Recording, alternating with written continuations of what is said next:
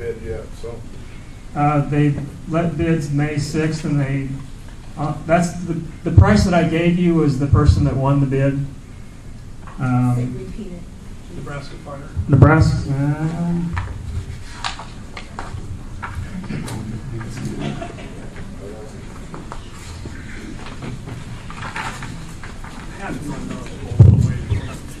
It was $399, I guess. The bid was awarded to Nebraska Fire Sprinkler Corporation for $200 shy of $400,000. So, Any other new questioners? I don't think Marty has asked a question yet.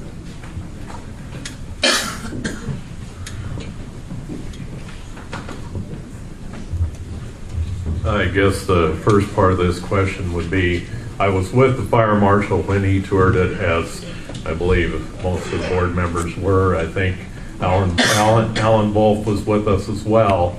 And if Alan would care to recall, when we got to that door, he did ask the question about it being locked. We answered that it was, but it would not have to be. Then, as Kurt mentioned, the wiring closet was a problem. But he at that time told us we had to have an 8-foot corridor going through the library.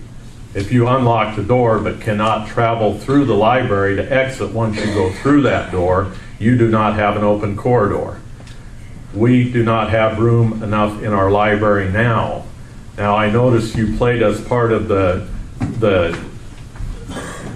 recording you out of the fire marshal. Yeah. Was there any more to that recording? Did he add anything saying that we should continue?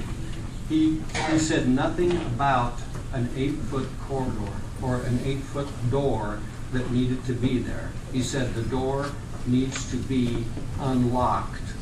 And he talked about egress and regress from both directions. Can't hear you.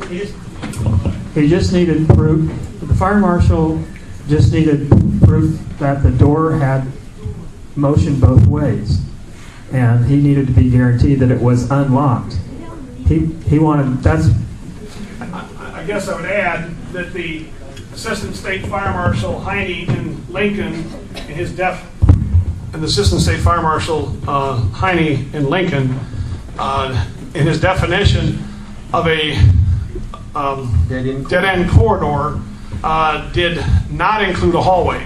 He said the dead-end corridor is any room that you go into that the only way out of is the same path you came in.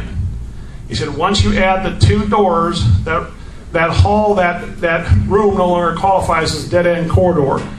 So what we got from the second guy in command and from Fritz does not comport with what you told us. If there's some confusion by them, maybe the whole town should have them come out here and walk people through it.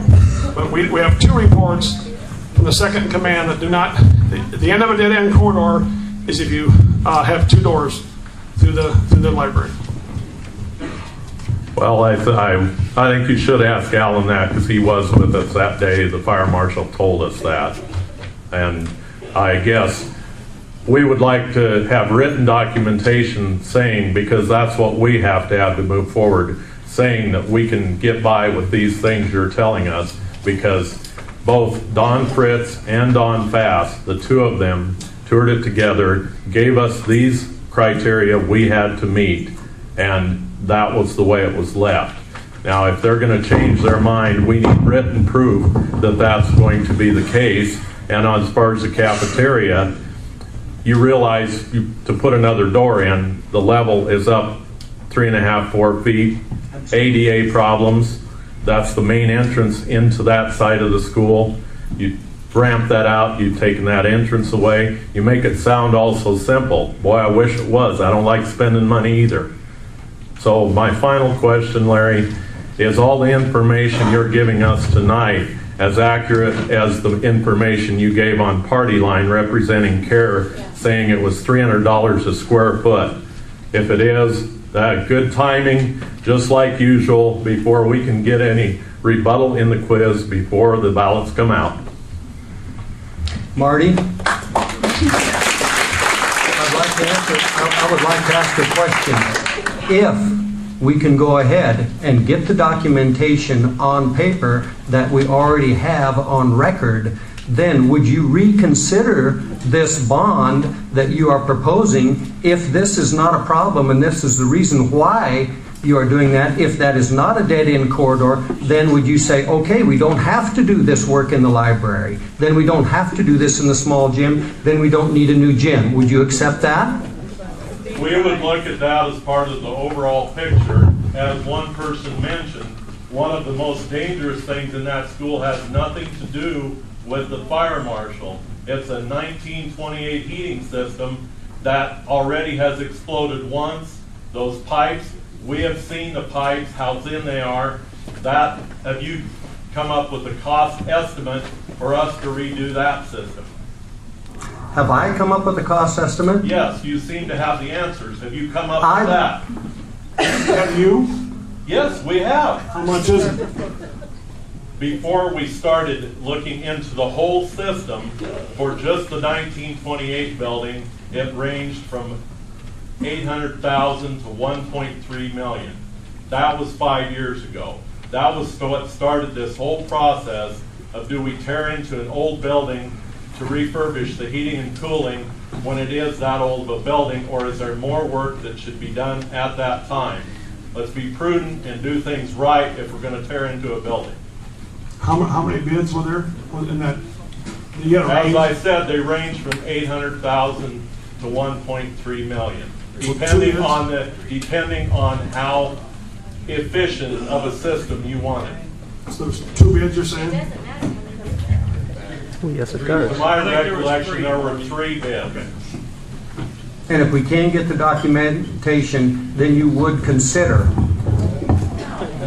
So the closed-end corridor issue doesn't really matter. You're not going to reconsider anyway.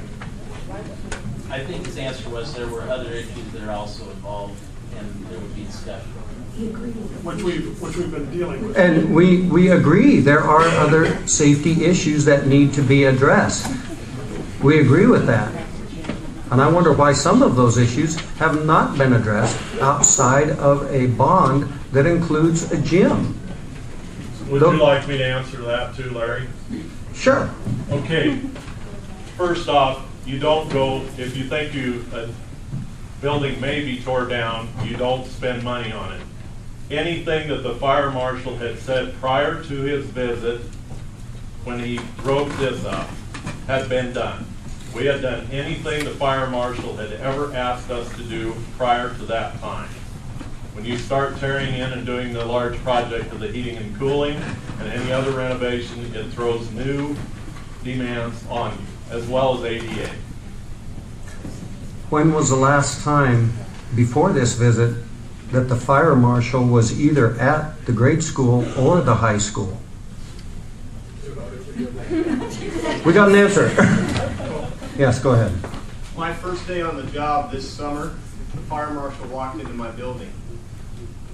Did he do an inspection? No, yes, he inspected 3 corrections that he had mandated in a fire marshal report prior to that to make sure those things had been taken care of. And prior to that, how long had it been? I don't know that. This summer, he did a re-inspection of the things he had said needed to be fixed earlier. I don't know the date.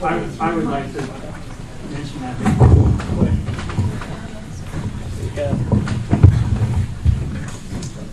The inspection that you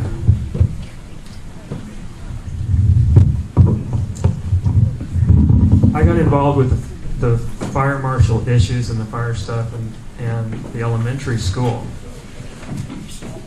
Prior to that time, prior to what you were doing, what you saw was a re-inspection of April 30th, 09's inspection.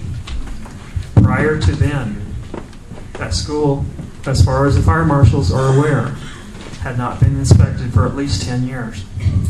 It's not the fire marshal's job to make sure that those buildings are inspected. It's ours. It's a moral thing. It's not a legal thing. Prior to, there's question there. Who is responsible? And, if we're